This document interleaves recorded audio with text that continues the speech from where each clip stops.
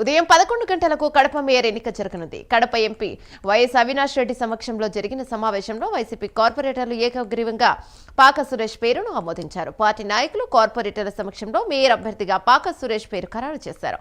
నగర అభివృద్ధికి సేవలకు ప్రాధాన్యమిస్తూ ముందుకు తీసుకెళ్లాలన్న సంకల్పంతో ఈ నిర్ణయం తీసుకున్నట్లు పార్టీ వర్గాలు చెప్పాయి.